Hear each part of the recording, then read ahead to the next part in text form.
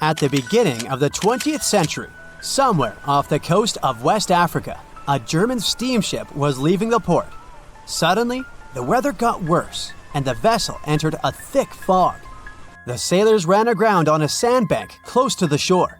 Luckily, no one was hurt, and they were even able to save their precious cargo. But the ship was stuck in the sand for good. And it was not alone there. Nearly the entire length of the western coast of Namibia is called Skeleton Coast. If the name sounds scary, that's because it is. This 976-mile-long beach line is among the most dangerous places on Earth. The local Bushman tribes believe that their supreme deity made this land when it was angry. The Portuguese were the first Europeans to set foot in Namibia in the 15th century. And yep, they didn't like Skeleton Coast either. Portuguese explorers thought this land presented the gates to the underworld. This is the place where the Namib Desert meets the Atlantic Ocean. It might be dangerous, but it's actually beautiful. Plus, it's a UNESCO World Heritage Site. If Skeleton Coast had a PR manager, they would quit on the first day on the job. The area is not exactly tourist-friendly because of its geography and history. Beneath the sand and the waves, there is a secret ocean currently lurking for unsuspecting sailors. It's called Benguela Current. It flows towards the north along the coast of southern Africa. This part of the Atlantic is rich in marine life, but the current's land neighbor isn't that happy with the deal. This arid climate created the Namib Desert, one of the driest regions on Earth. And that marine life I just mentioned? It's sharks. 11 species of them to be exact. And yes, the great white decides to pop by once in a while. So far, we've got a desert landscape, strong currents, and sharks. Not a place for a beachside resort, definitely. But if someone ends up on Skeleton Coast, will they know they're in danger? Don't worry, they will. The beach is littered with wrecks of all sizes and shapes. If you remember that German ship I mentioned in the very beginning, its massive and rusted stern is now sticking out from the desert sand. There are some 500 wrecks in total scattered along the coast, and it's a mixed crowd, from Portuguese galleons centuries old to ships that ran ashore here in the 21st century. A modern fishing ship called Zela India managed to slip from its tow rope in 2008 and ended up on Skeleton Coast. Okay, it didn't escape on its own, it had some help from the elements. But it's better to be a tourist attraction on a beach than to be broken up for scrap. That's where the trawler was originally going, poor thing. Skeleton Coast's most famous inhabitant, to call it such a place, is the wreck of the Dunedin Star. The British cargo liner ran aground here in 1942. The massive rescue operation that followed reveals why it's so dangerous for sailors to end up here. The rescuers managed to save all of the crew and passengers, but at a heavy price. An aircraft and a tugboat were lost in the process. It took the last of the rescuers a full 2 months to return home to Cape Town. Why, you might wonder? One look at the map of the region reveals the reason. It's an endless sea of yellow, which is the sand. There are so few roads here, so Skeleton Coast is hard to reach by land. There are also legal obstacles. You need a special permit to drive into the area. But the skeletons in the name of the area don't only refer to ships, they also stand for animal bones. Most of these belong to whales and seals. Many animals have adapted to the area, so lions and hyenas roam the coastline in search of a meal. Yeah, now there are hungry lions as well, as if those sharks weren't enough. Other animals with a temporary residence on Skeleton Coast include elephants, cheetahs, leopards, and giraffes. In 1971, the Namibian authorities established a national park here, but except for surfers, after an adrenaline rush, they don't get many visitors. You can understand why. The Namib Desert is the oldest desert in the world, and it's not very tourist-friendly either. Those who travel to the region should pack sunscreen and a warm winter jacket. A weird combo, right? Well, not so much when you think that during the day, temperatures soar over 110 degrees Fahrenheit. At night, the air temperature drops below freezing. What a climate roller coaster! And that's not the final danger. Yep, there's more. Remember how that German ship got lost in thick fog? Yeah, it wasn't a one-off event. Because of the region's climate, fog shows up frequently. Sailors should cover their ears now, but this fog is actually good for wildlife. This is their only source of water in the Namib Desert. Reptiles and mammals have adapted to the harsh climate. They use as little water as possible. Shifting sands, thick fog, strong currents, lions, and sharks. Not the stuff you would put in a tourist booklet, but Skeleton Coast isn't the only beach on Earth you wouldn't want to spend your vacation on. I will take you to Cape Tribulation in Australia. The area covers some 48 square miles in the northwestern part of the continent. And no, the area is not as dry as Skeleton Coast.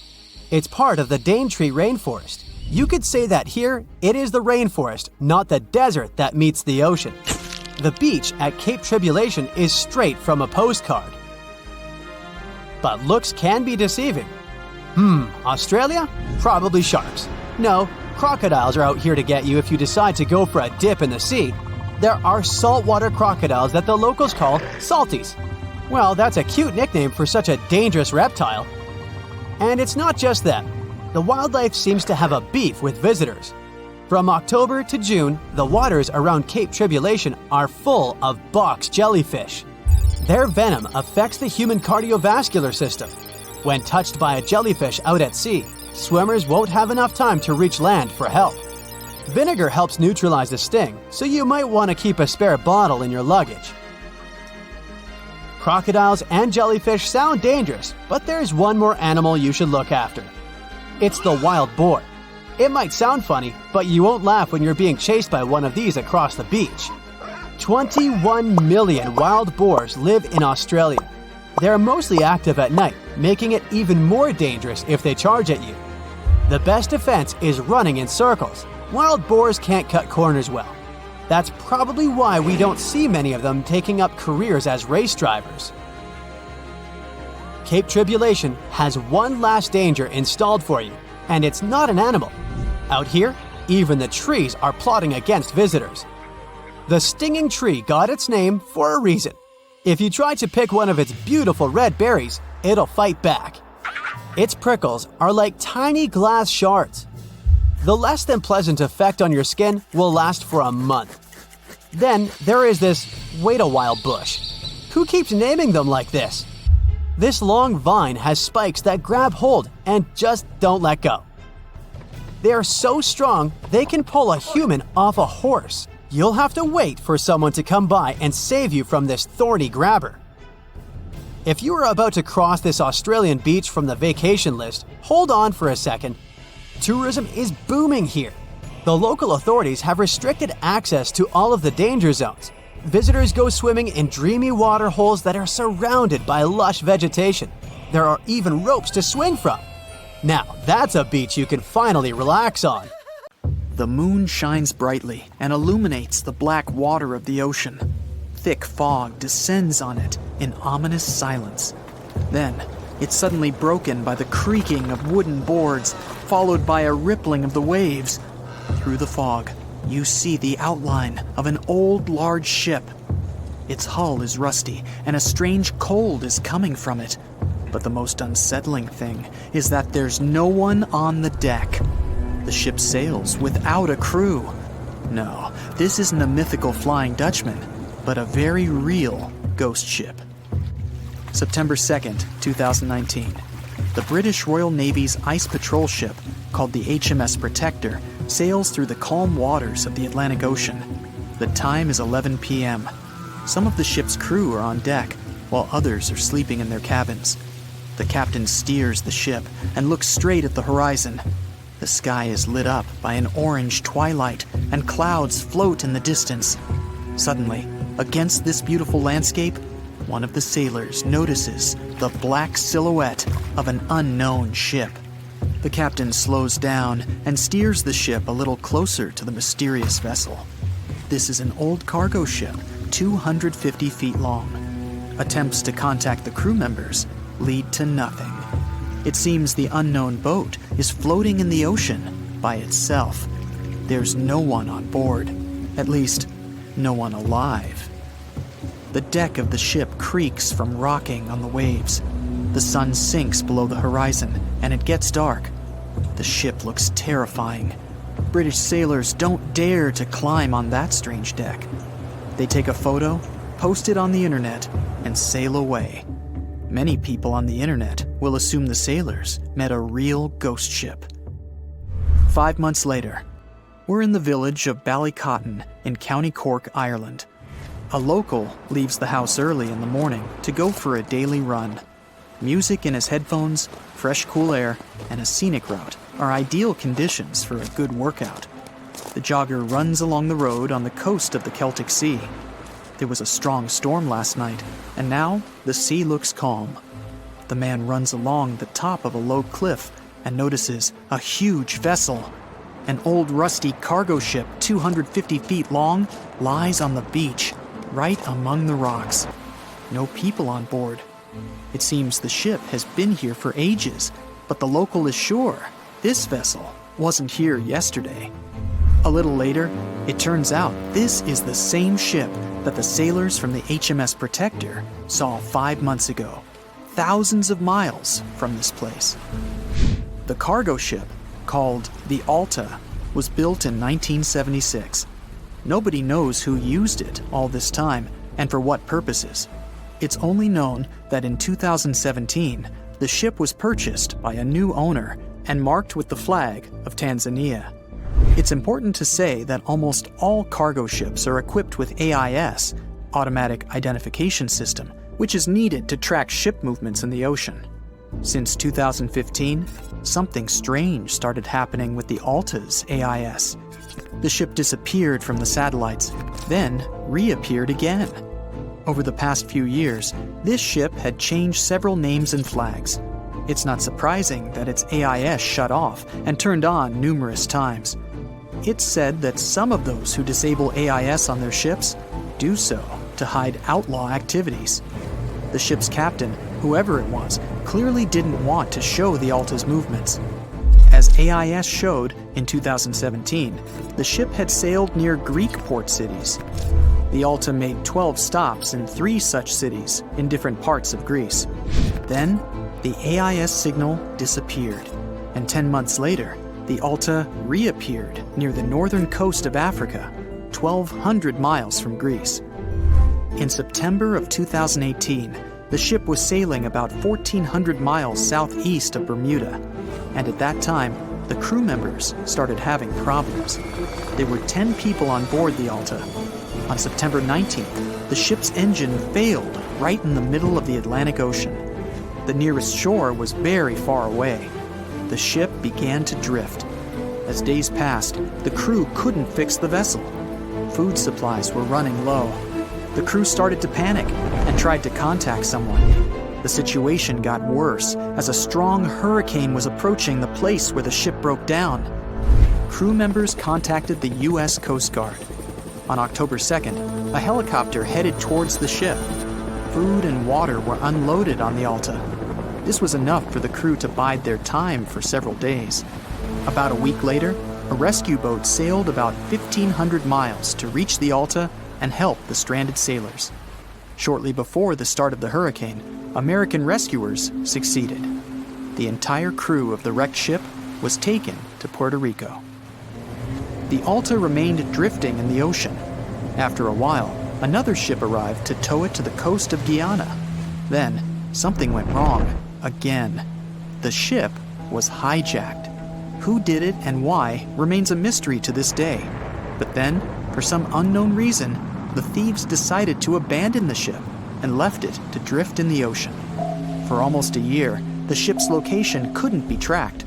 Then, in September 2019, the vessel was found by the British Royal Navy.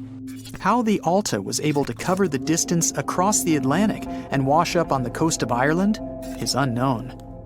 An investigation has been launched in Ireland. It's necessary to identify the owner of the vessel and find a responsible person to take on the task of towing it. But no one has since been found.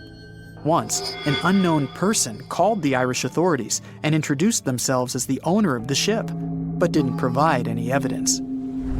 Several barrels of oil were found on board the Alta. To dismantle the ship, the Irish authorities will need to spend about 10 million euros. Local residents are annoyed by the wreck too. Corroding metal is bad for the environment, and kids have already snuck on board and posted a video on the internet from inside the abandoned ship. The further fate of the Alta remains unresolved. It's still lying there. That ship sailed in the ocean for just 2 years. Now imagine if some other managed to drift for 38. In all that time, no one could catch this ship, and people still seek it. That vessel is called the SS Baychimo. It was a merchant ship owned by a Canadian trading company. In 1931, the ship got stuck in ice off the coast of Alaska. A strong snowstorm began. The team waited a week for it to end, but the storm only intensified. One day, the weather improved a bit, and part of the team was evacuated to the nearest city. Another part of the crew, with the captain, set up camp near the ship. The storm started again and didn't stop for a long time. The blizzard was so heavy that the ship's captain couldn't see beyond his arm's reach. Finally, when the storm was over, the captain saw that the ship simply vanished. He decided the Baychimo sank during the storm. A week later, the ship was found, drifting near the place where it was lost. The hull of the ship was damaged so badly that it was unsafe to sail on it. The captain decided to abandon the ship. However, it didn't sink. For the next 38 years, it was drifting at various points along the Alaskan coast. Several times, people climbed on the ship, including native Alaskan residents and a group of researchers. Attempts to save the vessel from the sea ended in failure. The salvage operations were hampered by drifting ice and bad weather. The last time it was seen was in 1969. The ship was frozen and blocked by the ice. In 2006, the government created a special project to find the Baychimo. However, in all these years, the ship still hasn't been found. Its fate is unknown. It's likely that the ship has finally found peace and is now lying on the seabed of the Chukchi Sea. There's a ship drifting somewhere in the ocean without a crew. The last time someone saw it was over 50 years ago. Its story reminds of that of the Flying Dutchman, a ship that's bound to sail forever and bring disaster to whoever sees it at sea. At least the legend says so. Unlike the Flying Dutchman, the SS Baychimo was definitely real and built for a German company in Hamburg and began as an ordinary cargo ship. It was trading supplies between Hamburg and Sweden in the Baltic Sea starting from 1914. It had a strong steam engine and a hull made of steel. A few years later, it became British property. Then, in the 1920s, a Canadian company purchased it for around $18,000, a huge amount of money back then. The new owner, the Hudson's Bay Company, was actively using the ship for several years. They would often send it on voyages from its home port in Scotland to Siberia, Alaska, the Yukon, and the Northwest Territories. It also passed through the Panama Canal and even the Suez Canal, with fur pelts for sale on board. Sometimes it would also transport passengers. It had completed 9 successful voyages before this strip of good luck came to an end. Starting from the 1930s, SS Baychimo would have trouble with ice and storms. When it first got trapped in ice in October of 1931, some of the crew managed to escape to Alaska. 15 of 22 sailors decided to stay with their vessel and try to save it. They had furs and other valuable cargo worth around $58,000 aboard. The company sent them supplies to survive the winter. They set camp near the ship out of the hatches, tarpaulins, and other materials, and offloaded the cargo. At the end of November, a blizzard rushed through the area, and it seemed like it had taken the ship with it. The ice platform had survived, but the ship broke free. Some of the crew members were sure it had sunk. But soon after, they heard from one of the locals who had spotted their ship around 45 miles away from their camp. The crew moved on with their lives, and the ship started its journey as a runaway vessel. People would spot SS Baychimo once a year or so, all the way until 1965. It was mostly spotted off the coast of Alaska. A man going to Nome with his sled dog, along with prospectors, explorers, and treasure hunters, all claimed to have seen SS Baychimo. Someone tried to board it and take it to port, but ended up stranded on it for days because of horrible weather. Others got luckier and managed to take a whaleboat, some furniture, and other valuables from the vessel. Those who got close to the ship saw that it was damaged and missing the propeller. Still, it stayed afloat without a crew for at least 38 years and became the longest sailing ghost ship in history. In 2006, the Alaskan authorities started a project to solve the mystery of this ghost ship of the Arctic and finally find SS Baychimo, either still above or below the water. So far, the project has not been a success. SS Baychimo remains one of the estimated 4,000 ships that have disappeared off Alaskan shores. If the legend of the 17th century isn't lying, this ghost ship could be sailing somewhere along the Flying Dutchman. It belonged to the Dutch East India Company. Its captain managed to do the impossible for that time and sailed from Holland to Indonesia in only 3 months. They said he was flying over the sea, and some evil tongues explained that he had made a deal with evil forces to achieve that. Once the ship was sailing back home, its captain and crew disappeared without a trace. There are many versions of what happened to it. One of the first ones said it had tried to enter port at the Cape of Good Hope, got in a terrible storm, and sank as there was no captain to save it. Another legend says the captain had refused to obey the skies to let the ship sink during the storm. A scary life form then struck the boat and the crew, and it was condemned to forever wander without rest. Many sailors claim to have spotted the Wandering Dutchman. The Duke of York, who was to become King of England, mentioned having seen it in Australian waters. Right after spotting the ship, the man who saw it first fell from the top of the mast and didn't survive. There were more encounters with this legendary ship up to the middle of the 20th century. Ships would nearly collide with it as the Flying Dutchman jumped out of the blue. Scientists have a more logical explanation for this mystery: Fata Morgana, not to be confused with Hakuna Matata. Now, when you're out at sea on a hot day and the air is all wavy, it feels like when you look at the road on a scorching summer day. That's because of something called atmospheric refraction. When light passes through different layers of air with different temperatures and densities, it bends and twists. Sometimes, under certain conditions, this bending of light can create really bizarre optical illusions over the ocean, like sightings of the Flying Dutchman. The Fata Morgana phenomenon can make distant objects appear distorted, stretched, or even lifted above the horizon. So you can see a ship far away, but because of the way the light is bending, it will look like it's floating above the water or even disappearing and reappearing. A Fata Morgana is most commonly seen in polar regions, especially over large sheets of ice that have a uniform low temperature. But you can see it anywhere, even in deserts and over lakes on hot days. The first stories about ghost ships go all the way back to ancient Greek and Roman mythology. One of the most famous ghost ships in history is the Mary Celeste. This brigantine was traveling from New York City to Genoa and was fully stocked with provisions, but missing a crew when it was discovered in the Atlantic Ocean in 1872. The crew's personal belongings were also there, completely undisturbed. The final entry in her log was made 10 days earlier. We still don't know what happened to its crew, and the ship has inspired many spooky stories and legends. The Lady Lovibond was another legendary schooner that is believed to have been wrecked off the coast of Kent in the middle of the 18th century.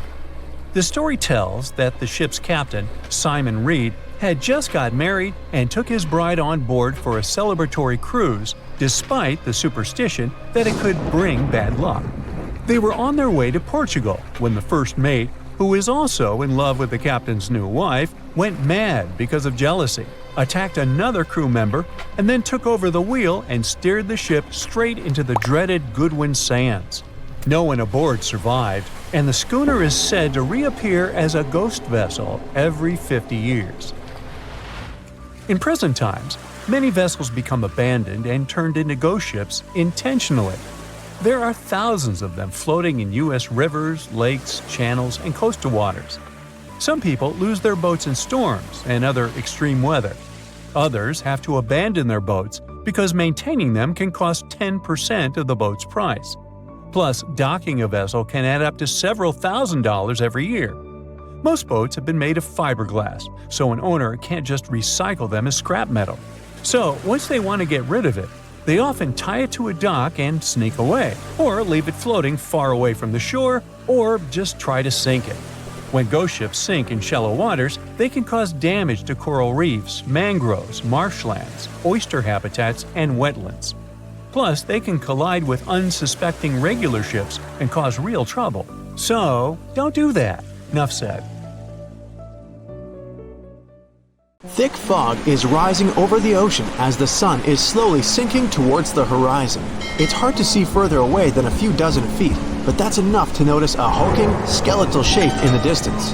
As your ship approaches the figure, your heart beats faster, and then you make out the details of another vessel, abandoned by the looks of it. Ghost ships do exist, and their mysteries aren't always solved. Take MV Alta, for example. It was a wooden vessel built in 1931 as a luxury yacht. It had served well to various people over 20 years before it was bought by a Samoan sailor and became a merchant ship. In 1955, though, Alta's service came to an abrupt and mysterious end. On October 3rd, it set sail for another trading voyage that should have taken no more than 48 hours. Delays happen in the sea, so when Alta didn't arrive on October 5th as scheduled, there was little worry yet. But then it failed to come on the following day too. There was no distress signal or any other sign of Alta's presence anywhere between its departure and arrival points. A search and rescue party was dispatched to find the ship, and for 6 days, they were scouting the area of nearly 100,000 square miles. On October 12th, the mission returned to the base empty-handed. Alta vanished without a trace.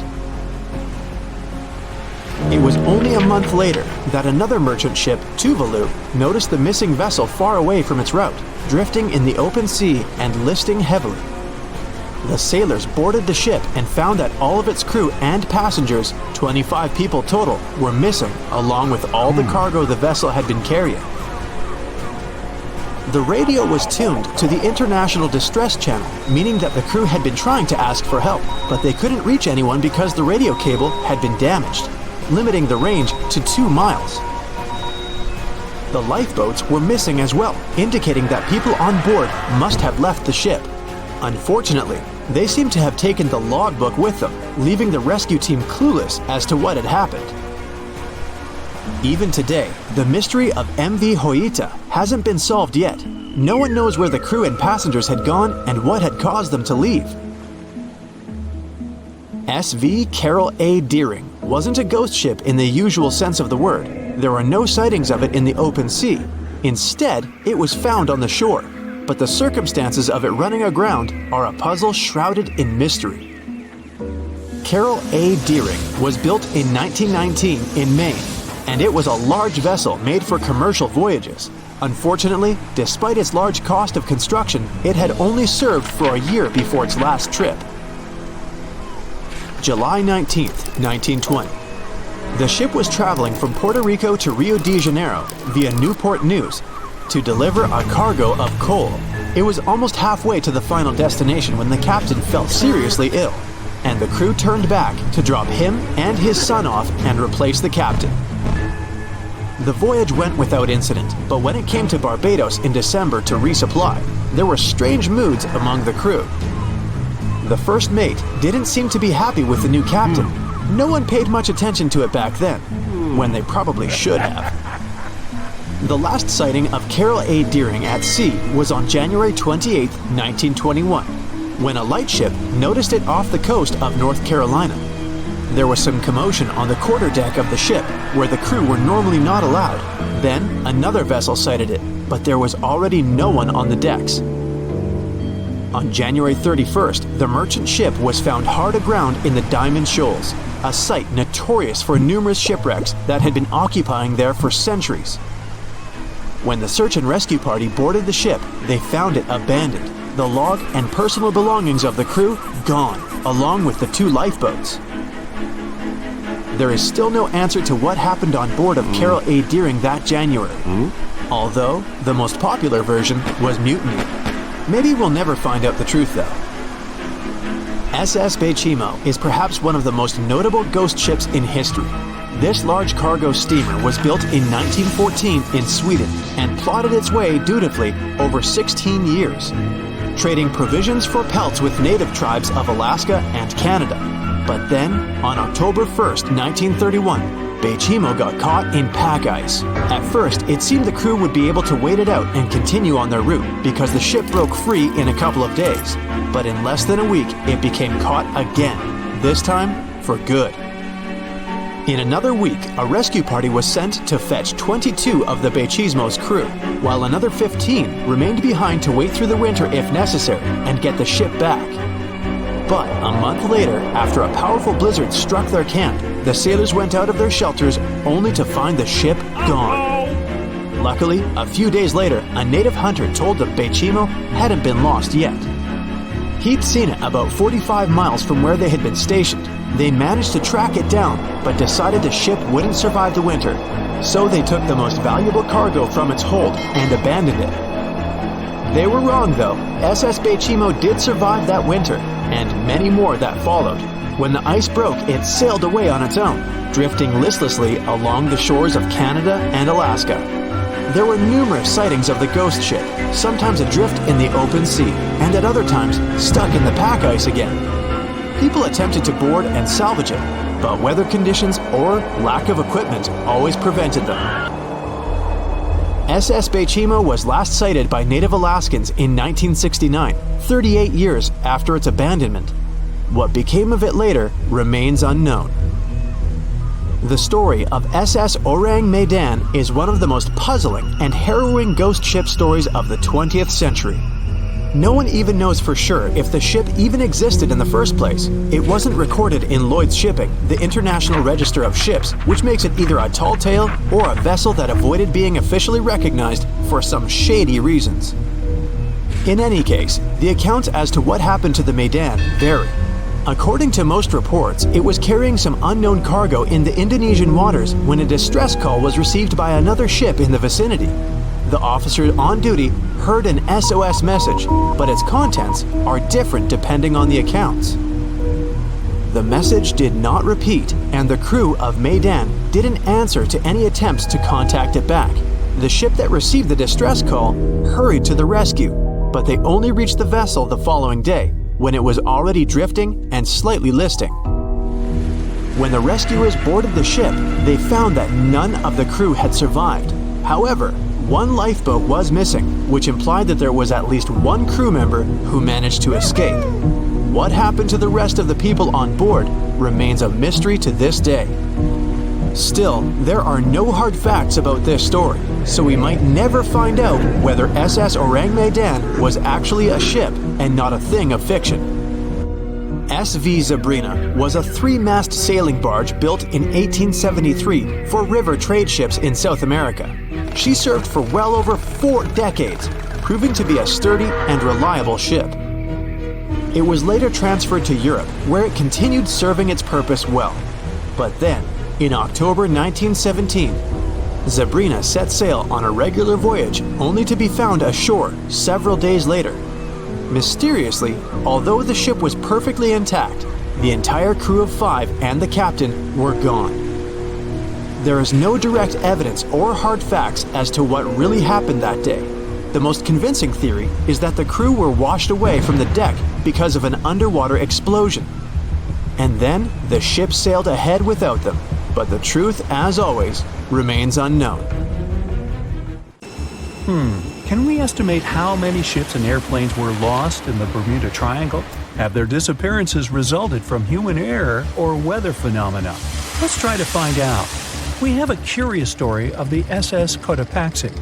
This ship vanished in 1925, traveling from Charleston, South Carolina to Havana, Cuba. It never reached its destination. Years later, in the 1980s, a wreck was found 40 miles off St. Augustine, Florida. Since specialists could not precisely determine what and where it came from, they nicknamed it Bear Wreck.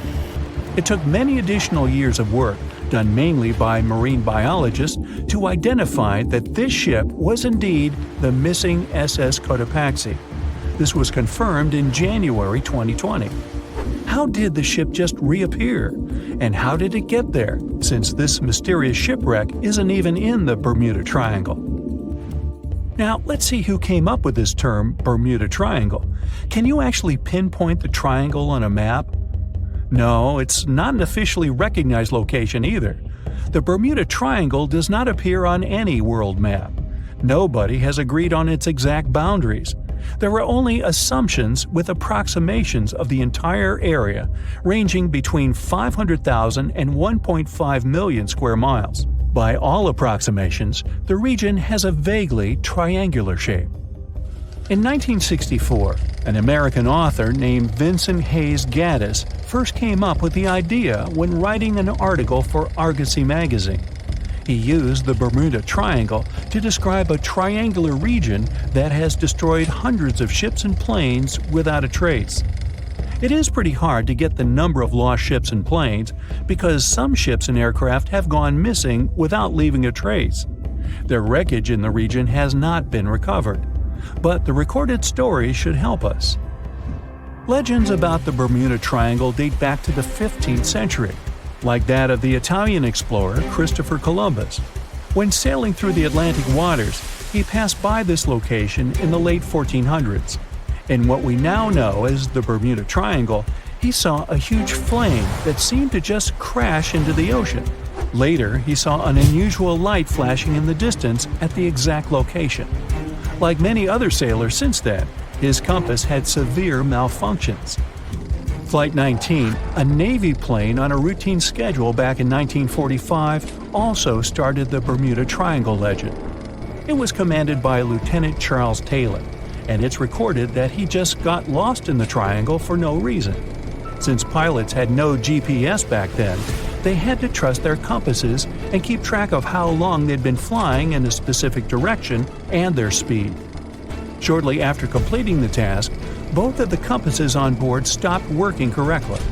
Records found after the plane's disappearance also indicate that Taylor didn't have a watch on that particular day. The initial report stated that pilot error was to blame for this unfortunate event.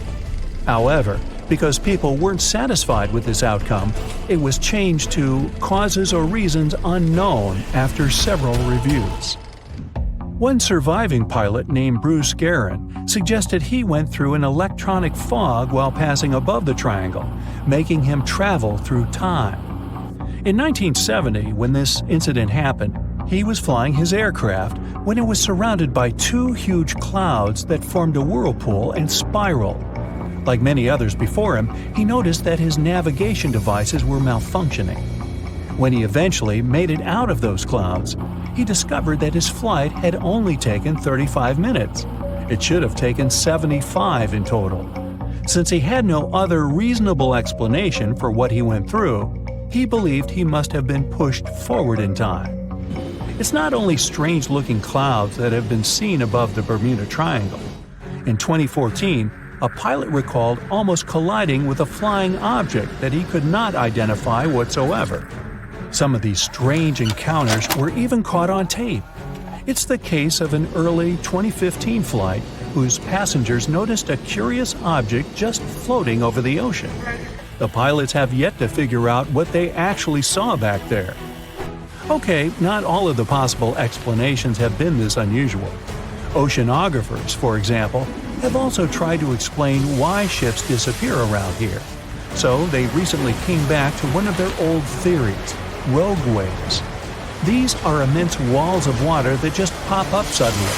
If multiple such waves rise simultaneously, they overlap like a wave sandwich. If one single wave can reach over 30 feet tall and happen simultaneously, it can create a rogue wave that can surpass 100 feet high. These types of waves can quickly overtake even the biggest of ships. Meteorologists came up with their own explanation too. hexagonal clouds. These unusual types of clouds can generate winds of up to 170 miles per hour. And they're pretty significant too, some reaching 20 to 55 miles across. As such, waves inside these wind giants can go as high as 45 feet. The Earth's own magnetic force might also have something to do with it. Within the Bermuda Triangle, compasses point to true north, the geographic North Pole, rather than magnetic north, the shifting magnetic North Pole. Some have even explained that since these two perfectly overlap in the Bermuda Triangle, it can cause a magnetic phenomenon that could make navigational devices malfunction. It's called the agonic line. The problem is that scientists have discovered that this line moves each year. It might have passed through the Bermuda Triangle at one point, but it's now through the Gulf of Mexico. Other strange natural phenomenon found along the coast of Norway could help explain why the Bermuda Triangle has claimed so many ships. There are some deep craters there, measuring up to half a mile wide and are 150 feet deep. Scientists believe they were created by methane gas bubbles. This gas seems to be leaking from deposits hidden deep in the seabed. Once the gas reaches a certain quantity, it bursts to the surface and causes eruptions. So, do pilots and ship captains actually avoid this area today? Could this explain why there are fewer ships that get lost there nowadays? But if you've ever flown from Miami to San Juan, Puerto Rico, you probably know that's not true. As for ships, if people would avoid the Bermuda Triangle, nearly all Caribbean vacations would be spoiled.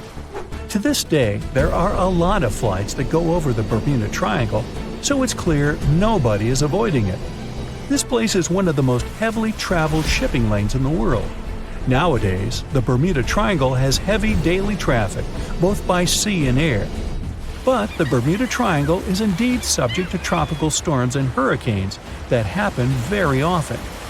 Let's also keep in mind that the Gulf Stream, a strong ocean current that causes sharp changes in local weather, passes through the Bermuda Triangle.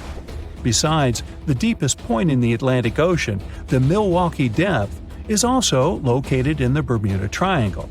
The Puerto Rico Trench reaches almost 27,500 feet at the Milwaukee Depth. So, if you think about it, the whole mystery is a perfect combination of human error, bad weather, and a lot of ship traffic. This was confirmed by data provided by the U.S. Coast Guard. If you look at percentages, the number of ships or planes that go missing in the Bermuda Triangle isn't different from anywhere else. Disappearances do not happen more often than in any comparable region of the Atlantic Ocean. Official statistics say around 50 ships and 20 airplanes have vanished while traveling through this region. So that's another reason why the total number is so hard to pinpoint. Nobody could describe its rescue in official records if a boat was reported missing. There are also some events that, it turns out, didn't happen at all, adding to those false reports, like that of a plane crash back in 1937 off Daytona Beach, Florida, that local papers surprisingly revealed nothing about. The year was 1854, and the SS Arctic, the fastest passenger liner of its time, set out to cross the Atlantic. As it sailed through the misty veil, it slowly disappeared into the unknown. The Collins Line, an American shipping company, was started in 1818 and only began seriously trading in the transatlantic by 1835. Its steamships crossed the Atlantic from Liverpool to New York within just 10 days. Doesn't sound like a great speed today, I know, but back then, the same thing took other ships several weeks. Light on the water with their wooden hulls, powering through with a strong steam engine, those steamships were the favorite choice for many high-profile people. What could go wrong with such an advanced ship, they thought. This reminds me of some other ship everyone believed to be unsinkable. But anyway, back to the Collins Line. It grew to be a serious contender on transatlantic routes, with only one other competitor, the Cunard's Line. It was a British company also aiming to be the main force through the Arctic Passage. In 1835, the company received a new ship that traveled to Liverpool and came back to New York with the largest cargo ever at that time. From then, the Collins line was steadily growing.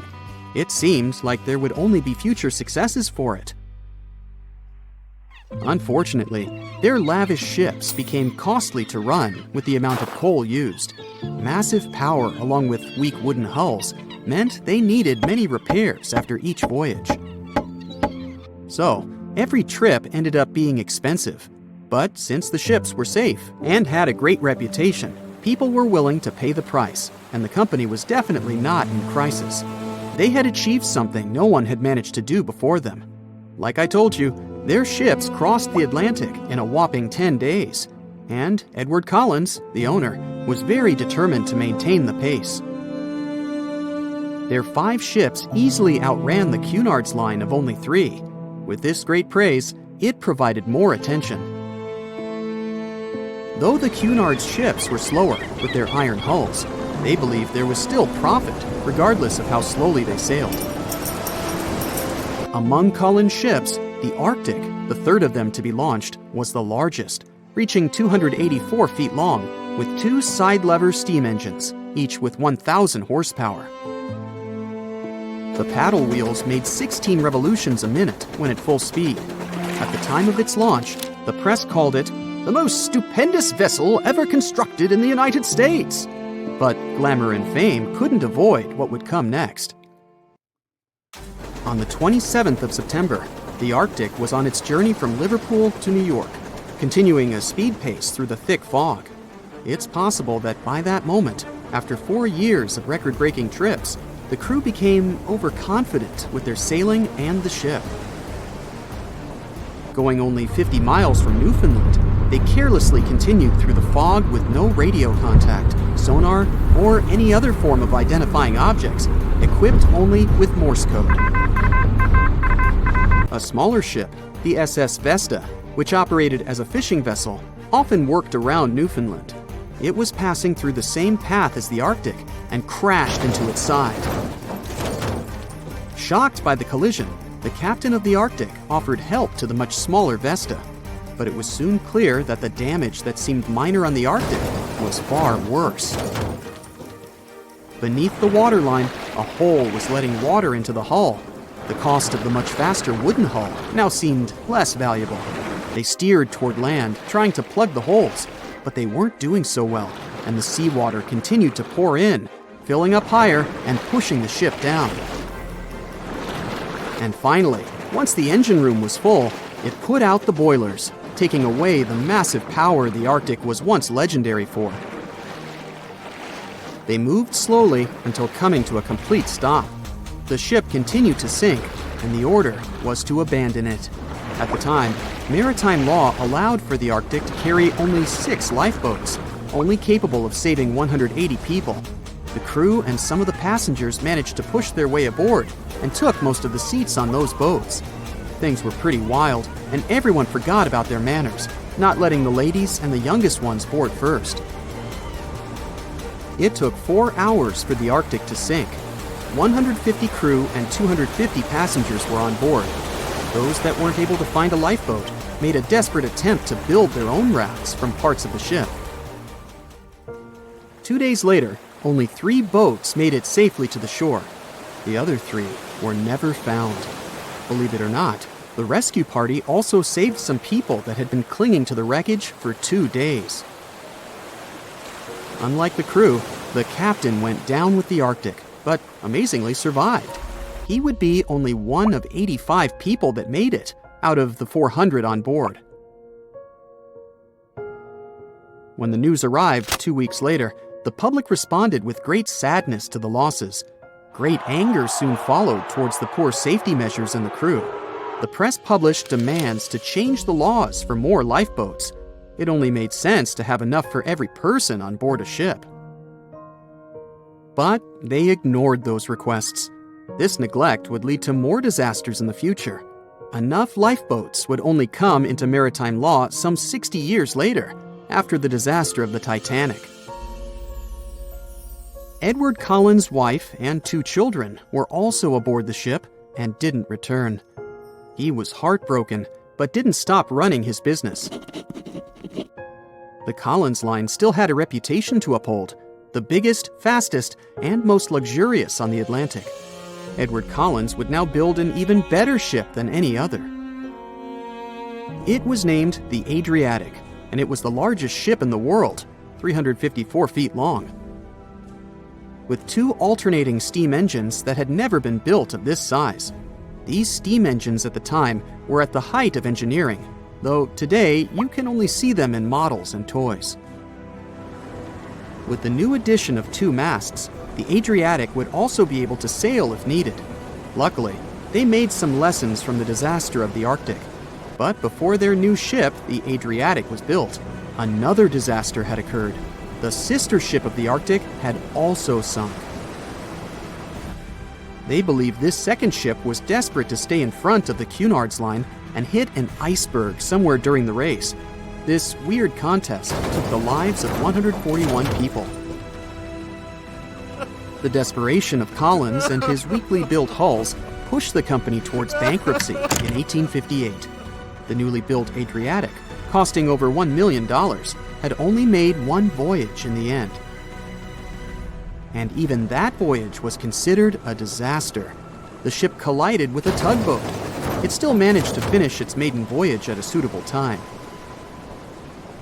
After the company had gone bankrupt, they had to sell the ship for only $50,000. They removed the great giant engines, replacing them with only sails. Although it was once the greatest ship on the high seas, it was only 30 years later until it was abandoned, labeled irreparable, and anchored in a river. The other remaining ships were also sold and only used for parts. Edward Collins left the industry altogether, seeking work on dry land instead. As the Collins Line was no longer in the mix, the Cunards would grow in strength. Without competition, they would win the Blue Riband for the next 30 years, and 180 years later, after producing hundreds of ships. They still have a constant presence on the seas as they provide transatlantic crossings, world voyages, and leisure cruises. To this day, the Cunard Line is the only one to run ships between Europe and America, and it's great proof that it's not always the fastest that's the best. They say nothing is ever lost, and it's true.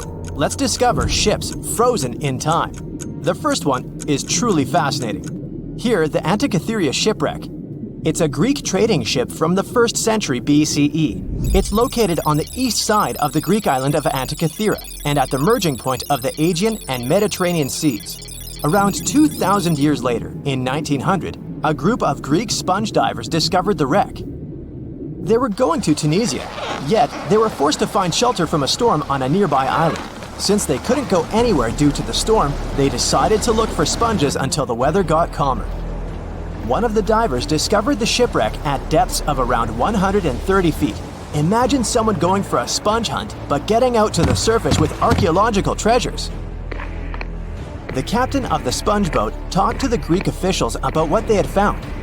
The officials sent 2 ships to the wreckage. The salvage operation was successful, and discoveries are now in Greece's National Archaeological Museum in Athens. The findings included 3 life-sized marble horses, jewelry, coins, and hundreds of works of art, including a 7-foot-tall Colossus statue of Hercules. Among these treasures, Antikythera Ephebe, a bronze statue of a young man, caught more attention. Because the ephebe doesn't comply with any familiar iconographic model, and there are no known copies of his type, he held a spherical object in his hand. Scholars have different theories of who that person could be, but they are not in a consensus yet. More than 70 years later, Jacques-Yves Cousteau and his team went to the area and recovered hundreds more artifacts and the remains of 4 people.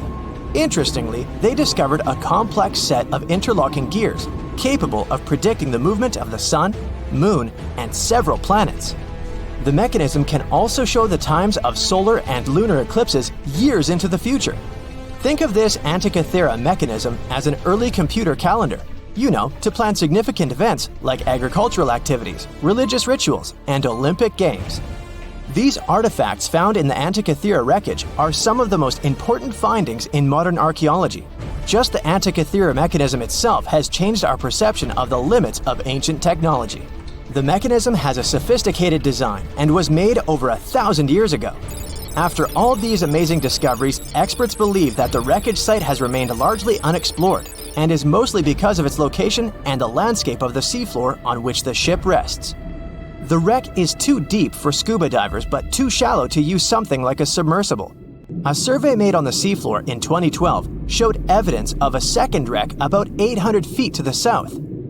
It's clear that this area has a lot to offer humanity. What would happen if those sponge hunters didn't go to the area? Scientists found a shipwreck in Antarctica at the bottom of the Weddell Sea 107 years after it sank. The name of the ship was Endurance, and it was the lost vessel of Antarctic explorer Sir Ernest Shackleton. Scientists who laid eyes on it decades later say it is among the greatest undiscovered shipwrecks ever. That is why they filmed the whole discovery. The video shows the remains of the Endurance and proves it is still in remarkable condition. It has been sitting in 10,000 feet of water for over a century, yet it looks like it sank very recently. So the story goes like this. The ship was crushed by ice and sank in 1915. Shackleton and his crewmates had to escape by themselves in small lifeboats. From then on, it was all about survival. Shackleton imagined to get his crew to safety. Then, the ship sank. Yes, this is a pretty impressive story. But why did scientists prize this ship? Firstly, Shackleton's Imperial Trans-Antarctic Expedition sailed to make the first land crossing of Antarctica. Yes, the crew was trapped in ice, but the intention was important. Secondly, it's about the challenge itself of finding the shipwreck. The Weddell Sea is almost always covered in thick sea ice. You know, the same ice that made the Endurance sink. Getting near the presumed sinking location is super hard, let alone being able to conduct research. Experts of the modern expedition team foresaw the time when the lowest extent of Antarctic sea ice would come using satellite images. They realized that the weather was in their favor to start an expedition. Dr. John Shears said that they have successfully completed the world's most difficult shipwreck search, fighting against constantly shifting sea ice, blizzards, and temperatures decreasing to -0.4 degrees Fahrenheit. Yeesh, I can't imagine the worst conditions in Antarctica if these conditions are in their favor. Lastly, look at this. It's timbers. They're very much intact. Plus, you can read the ship's name. It's still visible. Marine archaeologist Menson Bound says that this is the finest wooden shipwreck he has ever discovered. He has 50 years of career experience, so I believe the guy. So how come the wood is not rotten? Dr. Michelle Taylor, a deep-sea polar biologist, said that there has been little wood deterioration because the wood-munching animals are not in this forest-free region of Antarctica. Workers of a coal mine in East Serbia discovered 3 shipwrecks that had been there for at least 1,300 years. The largest shipwreck is an ancient Roman fleet. It's around 50 feet long with a flat bottom. It's estimated that the ship could carry a crew of 30 to 35 people. Looking at its hull, you can see the marks of repairs. Wow, this one had a lengthy career. You know, it gives us insight into more than 1,000 years ago. The 2 smaller vessels, on the other hand, match descriptions of boats used by Slavic groups to attack the Roman frontier. These 2 have been discovered under mud and clay in an ancient riverbed. Apparently, in those times, there was a Roman base in a place called Viminacium City. Interestingly, Viminacium was a provincial capital with an estimated 40,000 inhabitants in the 4th century CE. For comparison, it was even larger than Pompeii. The Kostelach coal mine is a center of hidden gems. Archaeologists had found evidence of ancient human and animal activity here before. For instance, in 2012, experts found bones of at least 5 woolly mammoths, which went extinct about 10,000 years ago. Canadian archaeologists found a ship 150 years after it went missing in the Canadian Arctic waters. This merchant ship is called HMS Investigator. It was purchased in 1848 to search for the explorer Sir John Franklin's ship that got lost in the Northwest Passage expedition. So, HMS Investigator left Britain in 1850 for this rescue operation. The expedition crew, captained by Robert McClure, sailed the Investigator into the water He realized that he was in the final leg of the Northwest Passage, the sea route across North America. But before he could sail into the Beaufort Sea, the 122-ton ship itself got stuck in the thick ice. The crew spent the winter over the Prince of Wales Strait. The following summer, McClure tried again to sail to the end of the passage, but the ice blocked his way once more. Here, too, the crew was forced to leave the ship. He steered the crew into the Bay of Mercy. There, they were to remain until 1853, when the crew of the HMS Resolute rescued them. Imagine a crew of 60 people who had to spend 3 winters in the Arctic without even knowing if they would survive. Later on, the ship was found sitting upright in about 36 feet of water. It was in very good condition. Arctic water has prevented the outer deck of the vessel from deteriorating quickly. The outline of the ship and its timber can be clearly seen.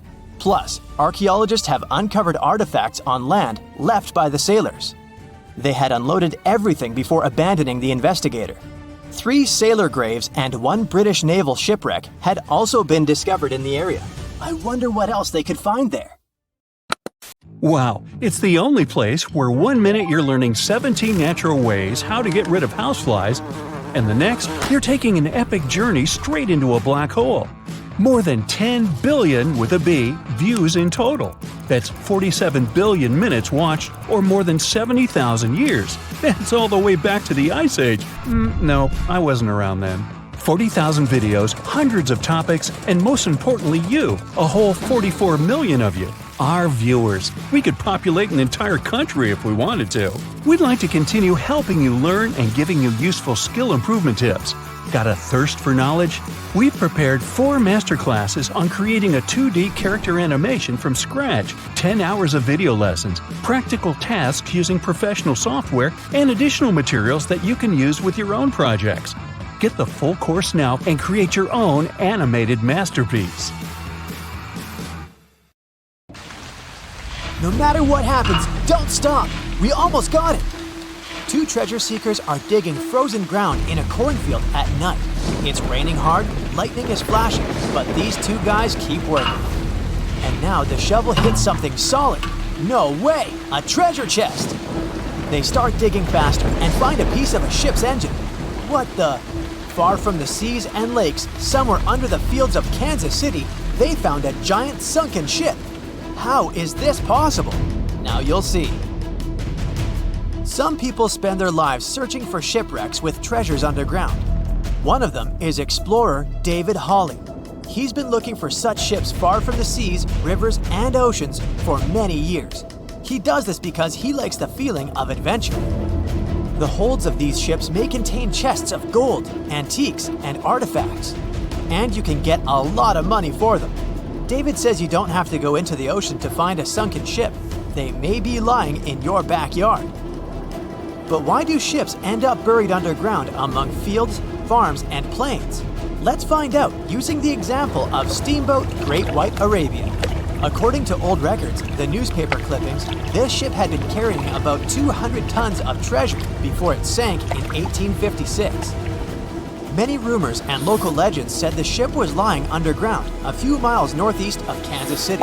It was there because people deliberately altered the riverbed and channels of the Missouri River in the second half of the 19th century. They artificially brought the shores closer to each other. They narrowed the river to increase the flow's speed, so boats could sail much faster. In the 19th century, steamboats were the most popular means of transporting passengers and goods. Before railroads, they extended the western border across the Mississippi and Missouri rivers and brought supplies to people. That's why it was so important to increase the speed of their movement. So, on September 5, 1856, Arabia was sailing along such an estuary. It came across a snag sticking out of the water. A piece of log quickly flooded the ship. Fortunately, all passengers were evacuated. But the steamer and its precious cargo reached the silt bottom of the Missouri River in a few minutes. Several years had passed. Everyone forgot about the vessel. During this time, the course of the Missouri River had changed. But Arabia remained under the wet, muddy bottom. The soil level above it was getting higher, and the ground was losing moisture. Eventually, many decades later, a cornfield formed above the sunken ship. In the 1980s, one farmer owned this area, and he had no idea what was hidden in his territory. David Hawley carefully studied the history of the sunken ships of the USA. He knew that hundreds of steamers had gone underwater all over Missouri, but most of all, he was interested in Arabia, as there were rumors that it was filled with gold and other valuable things. The territory of cornfields in Kansas was vast, but David Hawley knew how to search properly. In 1987, he started working, first together with his brother and father. They collected all the clippings from old newspapers they could find. They were looking not only for information about the steamer, but also for maps of the Missouri River. They tracked its historical changes, checked the dates, and identified a large area where the steamer sank. Next, they used electromagnetic testing and other geological stuff to study the soil and find the right place. They searched for differences in ground moisture and density. Then, they went through the territory with powerful metal detectors.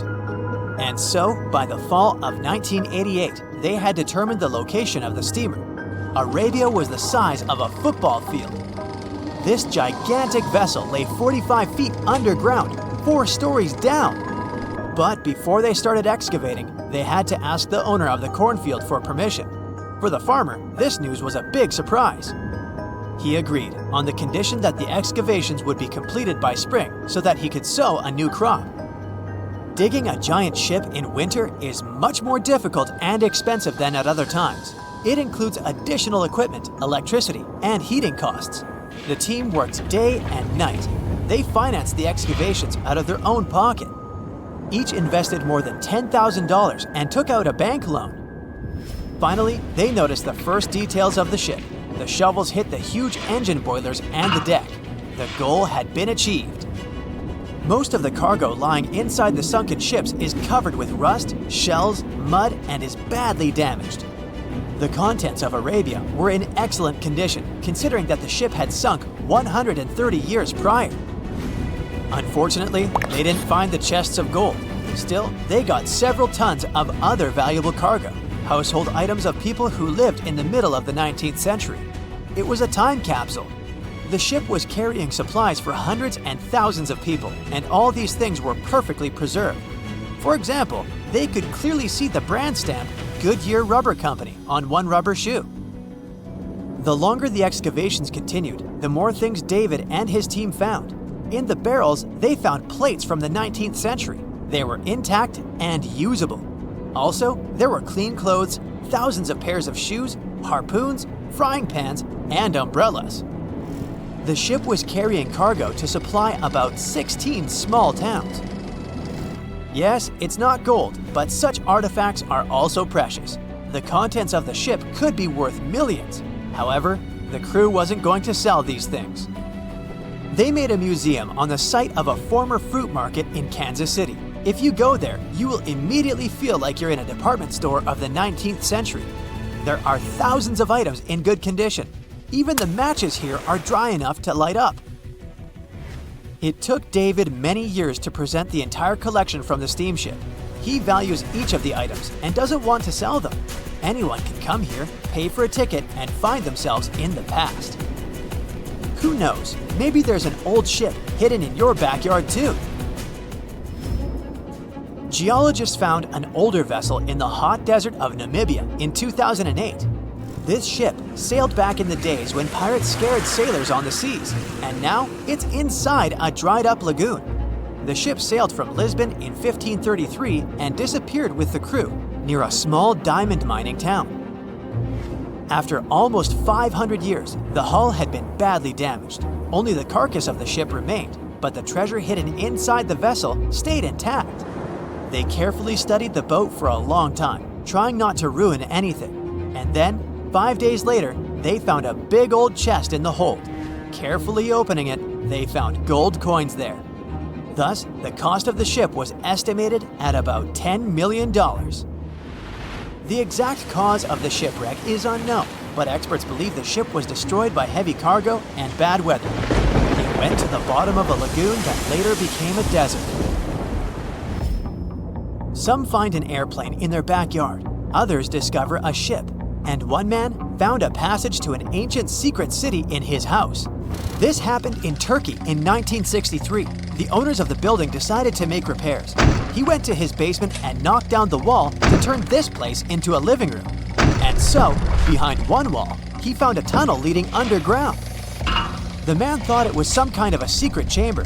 He went down there and realized it was something much more than that. It was an ancient city 18 floors deep. People built it in the years 780 to 1180 as a refuge from weather disasters and the invasion of enemies. This place also includes many underground tunnels that stretch for several miles in different directions. People could get to the town from different points using secret passages leading to these roads. The city can accommodate about 20,000 residents, livestock, and tons of food supplies. Archaeologists have also found a chapel, schools, stables, and public kitchens there. They said it was the most technologically advanced ship. They said it was unsinkable. And when it sank, they made a movie about it. These were the main reasons why the Titanic disaster became world famous. But unfortunately, this is not the only large-scale shipwreck. And sadly, there have been cases much worse than the tragedy of the Titanic. One of them occurred on April 27, 1865. The Sultana steamboat carried passengers and cargo daily between St. Louis and New Orleans. It was a pretty large wooden boat with 3 decks and was 260 feet long and 70 feet wide, almost twice the size of a basketball court. The ship could carry about 350 passengers, but on that unfortunate day, more than 2,000 people were on it. On April 23rd, she was making a routine voyage from New Orleans when it broke down.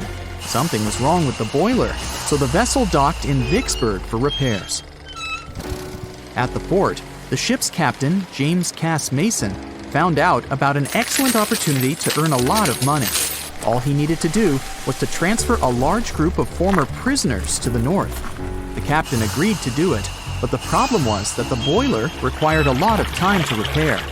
Mason was afraid that his competitors would take the job, so he decided to sail despite the malfunction the ship had. He patched up the holes in the boiler instead of a big repair and invited all the ex-prisoners on board. So, there was a broken boiler, an excess number of passengers, a lack of lifeboats, and not the best river conditions. Also, the captain refused to send the ex-prisoners to the hold, so they were all with ordinary passengers. There were strong chances for a shipwreck, but the greedy desire to earn more money was stronger. The Sultana went on a voyage and sailed up the river for 2 days. At this time, one of the biggest Mississippi floods in history began. The river overflowed its shores because of the flood, with the water level rising several feet. All the trees on the shore disappeared, and only the tops were sticking out of the water. The ship sailed opposite this powerful current, making the boiler work too hard. On the evening of April 26th, the Sultana arrived in Memphis, Tennessee, and they loaded even more, 120 tons of sugar and 200 passengers. She got incredibly heavy. Around midnight, the ship continued its dangerous journey. The captain sailed to barges to load a shipment of coal. At 1 a.m., the vessel left the barge. At 2 a.m., the broken boiler, unable to withstand the load, suddenly exploded. The Sultana was just 7 miles north of Memphis. Few people survived that day. The problem was that passengers trying to escape from the fire jumped into a cold river with a strong current. The Sultana disaster is considered the most tragic shipwreck in the history of the United States. The exact number of those who didn't survive is still unknown. According to various sources, this number was from 961 to 1,800 people. Don't be surprised that almost no one knows this story. There were many more survivors in the Titanic tragedy, and everybody heard about it. But the Sultana sank during one high-profile event. 12 days before the shipwreck, the country lost Abraham Lincoln. People hadn't yet recovered from this news, so no one paid much attention to the tragedy of the Sultana. Many catastrophes happened quite recently by historical standards. One of them occurred in 2002. The ferry La Jula was a Senegalese vessel. The ferry sailed twice a week, mainly along the coast of Dakar, carrying passengers who traded mango and palm oil. It made daily voyages and never faced severe problems thanks to modern rescue equipment and good repair service. But one day, the ship's crew discovered a malfunction and sent the boat to port. For almost a year, La Jula was in a non-working condition, awaiting repairs. But it didn't get high-quality service. After poor maintenance, the ferry set off on its last voyage. On September 26, 2002, La Jula sailed between southern Senegal and Dakar, and at 11 p.m. headed toward Gambia, where a strong storm began. The wind raised high waves, but this wasn't critical for the large passenger ship unless the number of people on board didn't exceed the established norm. La Jula was supposed to carry about 500 passengers, but had many more people that day. Too many passengers, poor repairs, and a strong storm caused severe problems for the ship. But the main factor in the shipwreck was that La Jula was only built for sailing in coastal waters, but that day, it sailed far from the shore. Big waves started rocking the boat, and at some point, it just turned upside down. The ship's deck went underwater, and its lower part stuck above the surface like an iceberg. All the passengers sitting in cabins fell on the ceiling and lost their orientation in space. There were no holes or damage in the ship's hull, and water flooded the lower decks for a long time. The vessel stood in a twisted position for several hours. Then, the boat began to sink when the water seeped through the deck and hold. The ocean was warm, but no one came to save the passengers. People had to wait almost 4 days to be rescued. Unfortunately, only a few managed to survive. The Philippines is a very dangerous area for ships. This place consists of several thousand islands and a vast area with shallow water. Ships can run aground and damage the hull with reefs and pitfalls. On September 20th, 1987, one of the most terrible disasters in navigation history occurred there. A Philippine passenger ferry called Dona Paz left one of the islands and sailed toward Manila. The sun was shining, the ocean was calm, and the visibility was good. But for some reason, the crew members didn't notice how the tanker Vector was approaching them. The two ships collided at low speed. The collision wasn't strong, but the problem was that the Vector had tons of oil on board, and the Dona Paz crashed into the cargo hold where that oil was stored. So it spilled all over the ocean, and then a spark slipped through. Not only did the two ships catch fire, but also filled with water. Both ships sank in a matter of seconds. Only a few dozen people survived that disaster. On September 27, 1854, the passenger ship Arctic sailed from Liverpool to New York. The fog came rolling down, and visibility got really bad. Another boat appeared out of the thick white haze, the French steamer Vesta. The ships were close enough to each other that a collision was inevitable. The French vessel was smaller, so it seemed to the Arctic's captain that Vesta had received a lot of damage. And while he was staring at the other ship, his boat got quickly filled with water. The captain gave the order to sail to the shore as fast as possible, but the ship's engines stopped working because of the flood. Then the ship's crew started to lower lifeboats with women and kids. Still, when rescuers found lifeboats with people, it turned out that only 87 out of 400 people survived, 65 crew members and 22 passengers. Surprisingly, there were only grown men among them. The ship's captain survived by clinging to the wreckage. All newspapers wrote about this story as one of the most terrible and shameful tragedies in navigation history. The survivors were criticized because they didn't save women and kids, and the crew members were accused of violating the law, since the safety of passengers should be higher than the safety of sailors. But despite this, none of them were brought to responsibility. Unfortunately, shipwrecks still occur to this day, but fortunately, there are fewer of them than before, thanks to modern navigation systems and radar. but no technology can guarantee there won't be a super strong storm or any other emergency that no one can foresee. The voyage started just like any other. The cargo ship SS Cotopaxi is making another journey to Havana, Cuba to deliver coal. It's November 29, 1925. For Captain Meyer and his crew, leaving Charleston Port, South Carolina, it will be the last trip the ship ever makes. Its route ran through the Bermuda Triangle. 2 days into the trip, the Cotopaxi sent out a distress signal. It had got caught up in a strong tropical storm and turned over on its side. The wind was very strong and there was powerful lightning as well. Rain gradually filled the ship's hold. Then there was a bright white flash, and the ship disappeared without a trace. Later, its wreckage was found in the Gobi Desert, which is in a completely different part of the world. All 32 crew members, including the captain, were missing. Of course, the part about the Gobi Desert is fictional. For one of his movies, Steven Spielberg came up with the idea that the ship was moved there by aliens. Still, in real life, the ship was never found, and its crew really did disappear. It was officially declared missing a month afterward, and nobody could find the wreck. It seems like a classic case of mysterious things going on in the Bermuda Triangle. But most mysteries are solved sooner or later. In 2020, the Cotopaxi was found. A man named Michael Barnett had moved to Florida to study shipwrecks off the coast.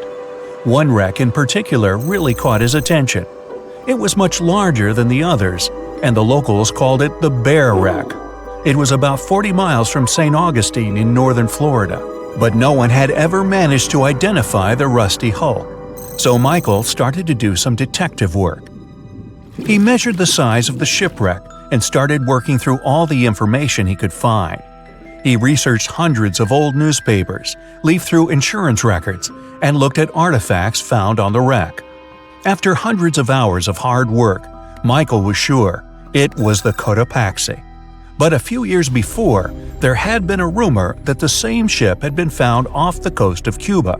The Coast Guard found the wreck of a cargo ship about the same size that looked a lot like the one lost in 1925. Michael was sure they were wrong, so he teamed up with some science journalists and kept investigating. Soon they discovered something that seemed to confirm Michael's belief. Divers found brass valves with the letters SV on them in the wreckage of the ship. Michael suggested these initials referred to Scott Valve Manufacturing Company. The headquarters of this company was in Michigan, not far from where the Cotopaxi had been built. The company had probably supplied parts for the Cotopaxi. So the puzzle seemed to be solved. The Bear Wreck was really the missing cargo ship. But Michael still needed to work out why the ship had sunk. Did something mysterious really happen to the Cotopaxi in the Bermuda Triangle? Later, Michael found the testimony of the ship's carpenter among some old papers. The carpenter claimed that the hatches covering the coal on the ship had been in a terrible condition before it sank. Repair work on the covers wasn't finished before the crew got the order to sail to Cuba. So if the hatch covers were still broken during the trip, water could have easily gotten on board. This water probably flooded the hold during the tropical storm. This was the real reason why the Cotopaxi went down. There was really nothing mysterious about it. It was just a mistake made by ordinary people. But this is just one example out of dozens, or even hundreds, where ships and planes have gone missing in the Bermuda Triangle. We still can't explain some of these incidents. It seems like there really is something weird going on there. One of these strange events happened in 1948. A passenger jet was headed for Miami from San Juan, Puerto Rico. It disappeared in the same area as the Cotopaxi. The 32 people on board vanished without a trace. The weather was clear throughout the flight, but experts think that when the plane was about 50 miles from the coast, it could have been hit by a strong wind that knocked it off course. Years later, a similar plane was found in the area of the Bermuda Triangle, but because no one could work out the registration, it was impossible to say for sure if it was the same one. Something even stranger occurred not long before, in 1945. 5 planes went missing all at the same time. Some trainee pilots were practicing their navigation skills. But when they'd finished, it seems they couldn't find their way back home and disappeared.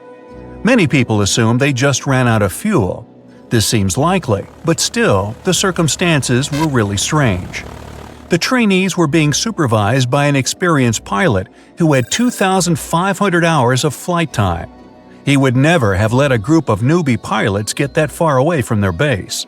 Even now, people still debate what could have happened. Some insist the pilots ran into something supernatural out there in the Bermuda Triangle. But who knows? And here's another freaky thing that happened there which no expert has been able to explain: time travel. In 1970, Bruce Gernon was flying a plane from Andros Island to the Florida coast. When he was at 11,500 feet, a giant cloud appeared in front of him. It kept getting bigger and bigger, and he had no choice but to fly through it. As soon as he did, the plane was surrounded by darkness. It was as if the day had turned to night in a split second. Suddenly, Bruce began to see white flashes of light around him. They were so bright that they lit up the entire sky. But they weren't lightning bolts, although he couldn't really explain what they were. The plane continued through the strange cloud for almost a half an hour. Bruce noticed that the cloud changed shape during this time. The space around the plane turned into a tunnel. Then the tunnel started narrowing. Bruce became really tense as he tried to cope with the plane's controls. All his instruments and navigation equipment were going crazy, and the electronics stopped working. Then, a white light appeared at the end of the tunnel. Just like in the movies, the plane escaped the closing cloud tunnel at the very last second. Everything was fine, but now Bruce found himself in some white fog. He had no idea where he was. Then he managed to contact ground control. He was shocked when he learned that his plane was already in the airspace above Miami. It seemed that something impossible had happened. Bruce was meant to cover a distance of about 250 miles during the flight. This usually took 1.5 hours, but he had managed it in just 47 minutes, almost 2 times faster than normal. When Bruce landed, he went to check the amount of fuel left in the tank. It turned out he'd used up a lot less than the normal amount of fuel as well. Could there be a logical explanation for the time-traveling plane? Well, records show that a large number of sunspots were detected on the surface of the sun that day, and there was a strong solar wind. This could easily have made the electronics and devices on the plane go crazy. But what about the mysterious cloud? The Florida coast is a place where 2 large air currents meet. One has a high pressure and the other is a low pressure one. This causes a lot of storm clouds in the area. But people still debate how Bruce was able to cover the distance so quickly. Some people say that some kind of mysterious dark energy was involved. Others say it was a gravitational anomaly that curves space and time. Others think that Bruce is just a fraud. We still don't know the truth. So, is there really something supernatural about the Bermuda Triangle? Or is it all just coincidences and made-up stories? The truth is that no more planes and ships disappear in the Bermuda Triangle than anywhere else in the world.